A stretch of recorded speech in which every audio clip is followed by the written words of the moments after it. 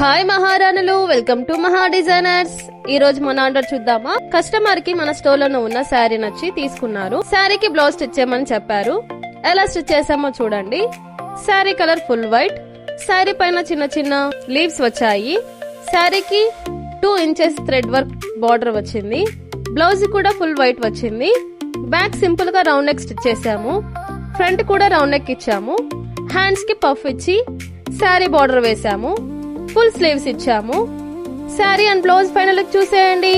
ఈ sari and blouse A festivals కైనా వేసుకొనవచ్చు. కట్టుకుంటే సింపుల్ అండ్ కంఫర్ట్ గా ఉంటుంది.